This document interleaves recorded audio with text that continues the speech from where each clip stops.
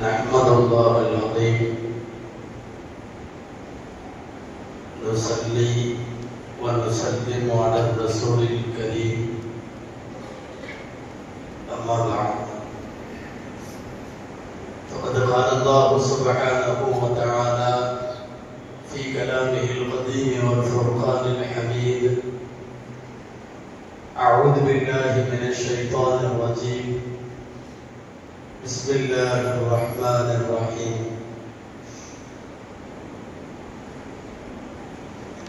لقد من الله على المؤمنين إذ بعث فيهم رسولا من أنفسهم يتلو عليهم آياته ويزكيهم ويعلمهم الكتاب والحكمة وإن كانوا من قبل لفي ضلال مبين صدق الله العظيم. وقال رسول الله صلى الله عليه وسلم الذين إذا رؤوا ذكر الله صدق رسول الله صلى الله عليه وسلم. அளவற்ற அருளாளனும் நிகரற்ற அன்புடையோனுமாகிய எல்லாம் வல்ல அல்லாஹ்வின் பெயரால் துவங்குகிறேன். அருமைநாயகம் முஹம்மது ரசூலுல்லாஹ் ஸல்லல்லாஹு அலைஹி வஸல்லம் அவர்களின் மீதும் நற்பாக்கியங்கள் நிறைந்த அவர்களுடைய உம்மத்தின் மீதும் குறிப்பாக இந்த உயர்ந்த மஜ்லிஸில் பங்கேற்றிருக்கக்கூடிய நம் அனைவர் மீதும் எல்லாம் வல்ல அல்லாஹ்வின் நல்லருள் என்றென்றும் நிறைவாக உண்டாவதாக. ஆமீன். அல்லாஹ்வினுடைய பேரருளால்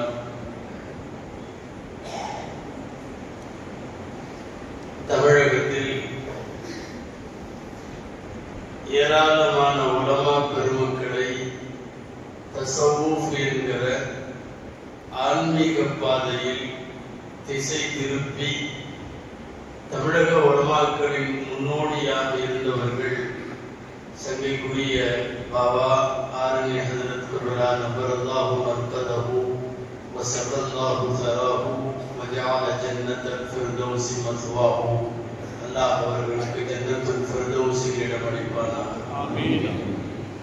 அவர்களினுடைய சிஷ்தியா தரீகாவினுடைய ராஜபாட்டையில் அதே மஸ்லக்கை பின்பற்றியவர்களை வழிநடத்துகிற ஆன்மீக தந்தை சூஃபி பாபா அவர்களுடைய ஆன்மீக மஜ்லிஸ் இது. இந்த மஜ்லிஸில் ஆன்மீகம் அவசியமான தேவையா, இந்த பாதை கட்டாயமா, இந்த வழியில வராமல் ஒரு முஸ்லிம் தன்னுடைய வாழ்வை செலுத்தினால் என்ன தவறு இருக்க முடியும் என்கிற ஒன்று இரண்டு சிந்தனைகளை மாத்திரம் இந்த நேரத்தில் நான் உங்களோடு முன்வைக்க வேண்டும். அல்லாஹ்விடத்தில் துஆ செய்கிறேன். அல்லாஹ் ஜல்ல ஷானஹு தஆலா பயன்தரும் விஷயங்களை பேசவும் நாம் கேட்கவும் தொடர்ந்து அது குறித்து சிந்திக்கவும் வரும் நாட்களிலே செயலாற்றவும் அல்லாஹ் புரிவானாக. ஆமீன். தஸவ்வூஃப் என்கிற ஆன்மீகம் தேவையா இல்லையா என்பதை அல்லாஹ் ரசூலுடைய வார்த்தைகளிலே இருந்து முதலில் எடுத்து பார்க்கலாம். நபிமார்களை அனுப்புவதை சொல்லுகிற போது அல்லாஹ் உங்களுக்கு எல்லாம் தெரியும் 4 வேளை செய்வதற்காக அனுப்பியதாய் சொல்லுகிறார். ஒன்று ஓதுதல், ஓதி கொடுத்தல், யத்லு அலைஹிம் ஆயாத்தி. இரண்டாவது வேளை தப்சீர் என்கிற திருக்குர்ஆனுடைய விளக்க உரைகளை கற்பித்தல். மூணாவது உலமாக்களின் கருத்துப்படி ஹிக்மத் என்பதற்கு ஹதீஸ்கள் என்று பொருள், நபி மொழிகளின் வாயிலாக உலகத்தை சீர்திருத்தல். வயுஸக்கீஹிம் நான்காவது வேளை உள்ளத்தை பரிசுத்தப்படுத்துதல். குர்ஆனுடைய கருத்துப்படியே வைத்துக் கொண்டாலும் நபிமார்களின் வேலைகளில் தஸவ்வூஃப் 4வது வேலை. உலமாக்களுக்கு தெரியும், இந்த ஆயத்து குர்ஆனில் நிறைய இடத்துல வருகிறது. இப்ராஹிம் அலைஹிஸ்ஸலாம் துஆ செய்கிறார்கள், யா அல்லாஹ், இந்த ஊரில் மக்காவில் ஒரு நபி வர வேண்டும். அவர் என்ன செய்ய வேண்டும்? யத்ரு அலைஹிம், ஓதி காட்ட வேண்டும். யுஅல்லிமுஹுல் கிதாப், வேதம் கற்றுத்தர வேண்டும். ஹிக்மா, ஞானம் கற்றுத்தர வேண்டும். வயுஸக்கீஹிம், தஸவ்வுஃப் என்கிற அகத்தை சுத்தப்படுத்துகிற வேலை செய்ய வேண்டும். இப்படி ஒரு நபியை அனுப்பித்தார். இதை கேட்பது இப்ராஹிம் அலைஹிஸ்ஸலாம். சரி, இதை கொடுக்கிற அல்லாஹ் நான் வழங்கிவிட்டேன் என்று சொல்லுகிறான் ஒரு இடத்தில். லகது மன்னல்லாஹு அலல் முஃமினீன், முஃமின்கள் மீது அல்லாஹ் பேருபகாரம் செய்தான். எப்படின்னா, இப்படி ஒரு நபி அனுப்பினான்னு சொல்றப்போ அல்லாஹ் கொஞ்சம் அந்த வரிசையை மாத்தி சொல்றாங்க. நீங்க இங்க கவனிக்கணும். அவங்க கேட்டது என்ன தெரியுமா? ஓதுதல், வேதம் கற்றுத் தருதல், ஞானம் கற்றுத் தருதல், நாலாவது தஸவ்வுஃப், தஸ்கியா. அல்லாஹ் நான் கொடுத்துட்டேன்னு சொல்றப்ப என்ன சொல்றான் தெரியுமா? ஓதி காட்டுதல், தஸ்கியா இரண்டாவது வருகிறது. யத்லு அலைஹிம் ஆயாத்திஹி வ யுஸக்கீஹிம் மூணாவதுக்கு போயிடுச்சு. அடுத்த ரெண்டும் எது? வேதம் கற்றுத் தருதலும் ஞானம் கற்றுத் தருதலும். உலமாக்கள் இப்படி எழுதுவார்கள், தர்தீபே இப்ராஹிம் என்று ஒன்று இருக்கிறது, தர்தீபே அல்லாஹ், அல்லாஹ்வுடைய தர்தீப் இருக்கிறது. இப்ராஹிமின் தர்தீபிலே தஸவ்வுஃப் நாலாவது. அல்லாஹ் நான் வழங்கிட்டேன்னு சொல்ற தர்தீபில் அது இரண்டாவது சொல்லுகிறார். நபி வருவார், என்ன செய்வார்? வந்த வகியை ஓதி காட்டுவார். இதை அடுத்து அகத்தை சுத்தம் செய்வார். அகத்தை சுத்தம் செய்கிற பணி எல்லா நபிமார்களுக்குமான, அது ஒரு யூனிட்டி, ஒரே மாதிரி பணி. இந்த 4 வேலைகளை செய்தார்கள் நபிகள் ஸல்லல்லாஹு அலைஹி வஸல்லம். இந்த 4க்கும் ஆள் ஏற்பாடு செய்தார்கள். அவர்களுக்கு பின்னாலும் இந்த பணிகள் தொன்று தொட்டு நடைபெற ஓதுவதில் ஆக உயர்ந்தவர்களை உலகத்திற்கு கொடுத்தார்கள். தஸ்கியத் என்கிற ஆன்மீகத்தில் சிகரம் தொட்டவர்களை உலகத்திற்கு கொடுத்தார்கள். ஹதீஸ் கலையில் சிறந்தவர்களை கொடுத்தார்கள். தஃசீர்களில் உயர்ந்தவர்களை கொடுத்தார்கள். எல்லா டிபார்ட்மெண்ட்டுக்கும், எல்லா துறைகளுக்கும் ஆள் ஏற்பாடு செய்தார்கள். ஓதுவதில் தலைச்சிறந்த காரிகள் உபய் இப்னு கஅப் ரலியல்லாஹு அன்ஹு போன்றவர்கள், சய்யிதுல் குர்ரா, உலகத்தினுடைய காரிகளுக்கெல்லாம் தலைவர் உபய் இப்னு கஅப் ரலியல்லாஹு அன்ஹு நாயகம் தங்களுக்கு பின்னாலேயும் வழங்கி கொடுத்து விட்டு போனார்கள். அதே போல ஹஜ்ரத் இப்னு மஸ்ஊத் ரலியல்லாஹு அன்ஹு நேரம் கிடைக்கிற போது அவர்களை ஓதச் சொல்லி நாயகம் ஸல்லல்லாஹு அலைஹி வஸல்லம் கேட்டிருக்கிறார்கள். இந்த 2 காரிகளிடமும் ஓதுவதில் ஆக உயரம் பெற்றவர்களை கொடுத்தார்கள் என்றால் அதுபோலத்தான் தஃசீரிலே கொடுத்தார்கள். யுஅல்லிமுஹுல் கிதாப். இப்னு அப்பாஸ் ரலியல்லாஹு அன்ஹு அன்னலாருடைய சபைக்கு வருகிற போது 9 வயசு. ஸல்லல்லாஹு அலைஹி வஸல்லம் வஃபாத்தானதற்கு பின்னால் ஒரு குறுகிய காலத்தில் நபிகளாரிடத்தில் வேதத்தை, அதன் விளக்கத்தை கற்று விற்பன்னராகி எந்த அளவிற்கு மாறிவிட்டார்கள் வரலாற்றில் வருகிறது. ஒரு சில சமயங்களில் மூத்த சஹாபிகளான உமர் ரலியல்லாஹு அன்ஹு போன்றவர்கள் குர்ஆனுடைய விளக்கங்களை இந்த இளையவரிடம் சந்தேகம் கேட்பார்கள். 9 வயசுல சபைக்கு அவங்க வரும்போதே உமர் ரலியல்லாஹு அன்ஹு வயசு 50 இருக்கும். அந்த சிறுபையனிடம் அல்லாஹ் அவ்வளவு ஞானத்தை கொடுத்தான். நபிகளார் தஃசீருக்கென்று உருவாக்கி கொடுத்த இந்த உலகத்தின் நகைசால் பெரிய மேடை இப்னு அப்பாஸ் ரலியல்லாஹு அன்ஹு. ஹதீசுகளில் அதுபோல சிகரம் தொட்டவர்கள் அபூ ஹுரைரா ரலியல்லாஹு அன்ஹு. நீங்கள் எந்த நபிமொழி நூலை வாசித்தாலும் இவர்களின் பெயர் தவிர்த்து விட்டு படிக்க முடியாது. இஸ்லாமிய நூல்கள் வாசிக்கிற போது, தாலீம் படிக்கிற போது, வேறு எந்த புத்தகத்தை படித்தாலும் அபூ ஹுரைரா ரலியல்லாஹு அன்ஹு இல்லாமல் நபிமொழிகளை கடக்க முடியாது. கூட இருந்தது வெறும் 3.5 வருஷம் தான் அபூ ஹுரைரா ரலியல்லாஹு. அபூபக்கர் ரலியல்லாஹு அன்ஹு, உமர் ரலியல்லாஹு அன்ஹு போன்றவர்கள் எல்லாம் இஸ்லாத்துல சேர்ந்த காலத்திலிருந்து கூட இருக்கிறாங்க. உள்ளூர்ல, வெளியூர்ல, சாதாரண காலத்துல, போர்க்காலத்துல, எல்லா அவசர காலத்துல, எல்லாத்திலையும். அபூபக்கர் ரலியல்லாஹு அன்ஹு கிட்டத்தட்ட கைபர் முடிந்துதான் இஸ்லாம் ஆகிறார்கள். ரொம்ப லாஸ்டா வர்றாங்க. அதிகபட்சமாக அவர்கள் நபிகளாரோடு இருந்தது 4 வருஷம். ஆனால் 2000 கணக்கான ஹதீஸுகள் மனப்பாடம் ரசூல் உருவாக்கணும். அதாவது ஹதீஸு கலைக்கு ஆகச் சிறந்த இந்த உலகத்தின் நபிமொழி பெருமேதையாக அபூ ஹுரைரா அவர்களால் அறிவிக்கப்படுகிறார்கள். எப்படி? எனக்கு ஹதீஸ் மனப்பாடம் பண்ணா மறந்து போகக்கூடாது. அல்லாஹ்வின் தூதரே, நீங்க எனக்கு ஏதாவது சொல்லி கொடுங்க, துவா செய்யுங்க. அபூ ஹுரைரா ரலியல்லாஹு அன்ஹு கேட்பார்கள். உங்களுக்கெல்லாம் தெரியும் இந்த ஹதீஸ். நபி ஸல்லல்லாஹு அலைஹி வஸல்லம், நான் கொஞ்சம் ஞானத்தை போடுகிறேன், உன் துண்டை எடுத்து விரினான். தோல்ல போட்டிருக்கிற துண்டை எடுத்து விரிக்க சொன்னாங்க.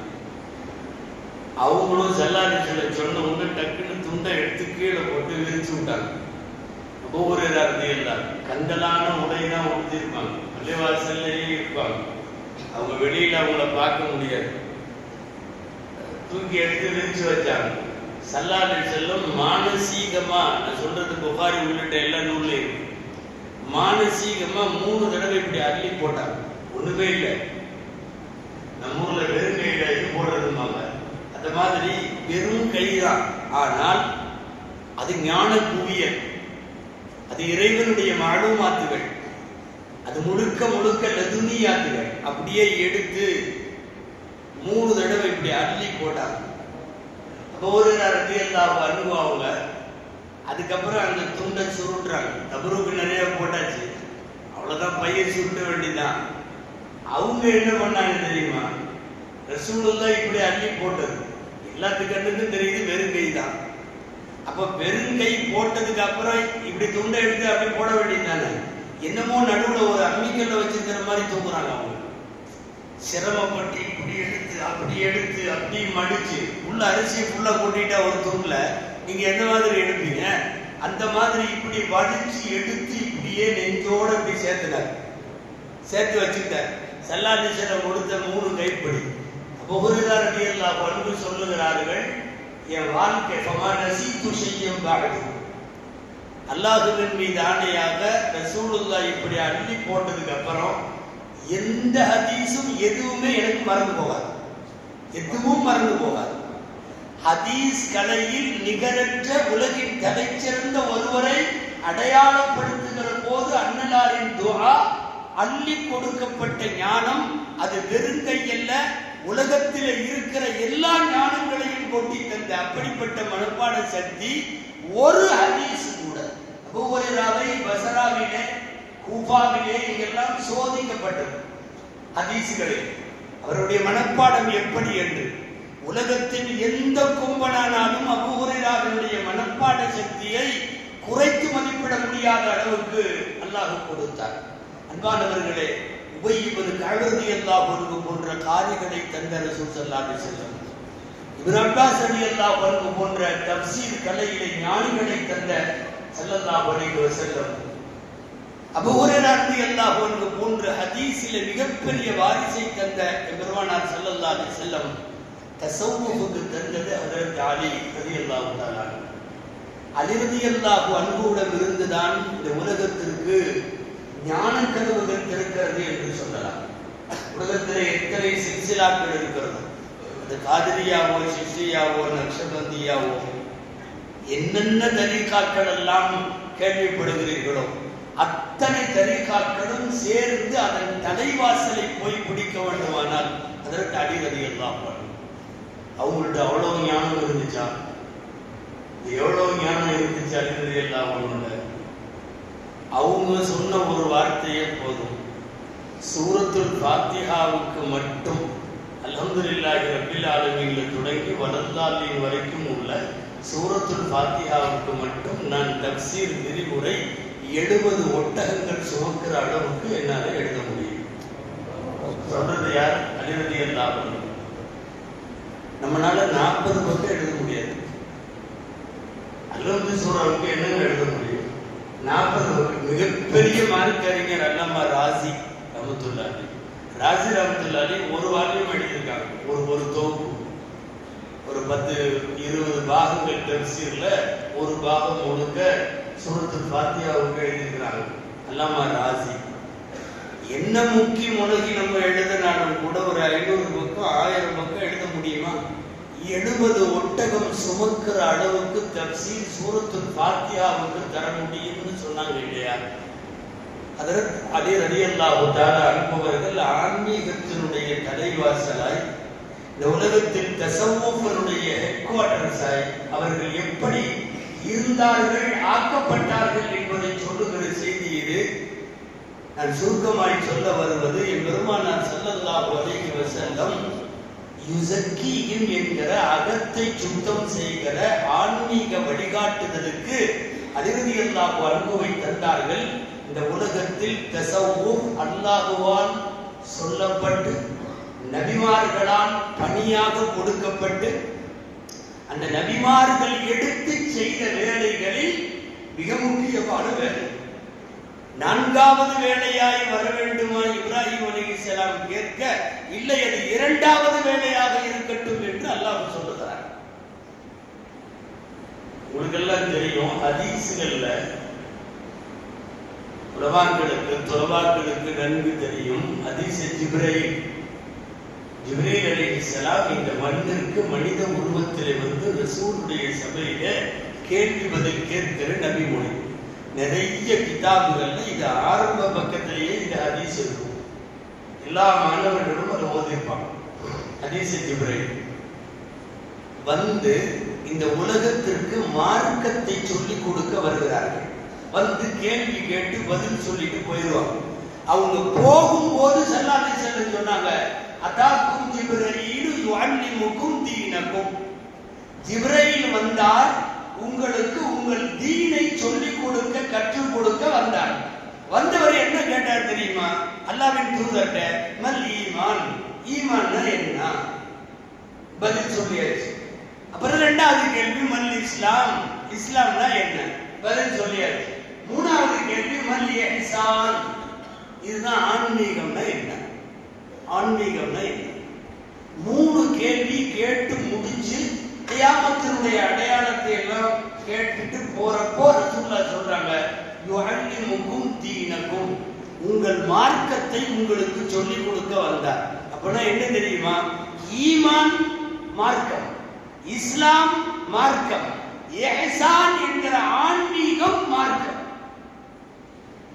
சில பேர்லாம் சொல்றாங்க தஸவ்வூஃப்னு ஒண்ணு இல்ல, அது அப்படி இப்படி, அது அத்வைதம் இப்படி எல்லாம் தேவையில்லை, இதுக்கு செய்யணும் இப்படின்னு என்ன அவசியம், நப்சி திக்ரு, கல்வி திக்ரு, லிசானி திக்ரு, அப்படி இப்படி ஒன்றும் தேவையில்லையே.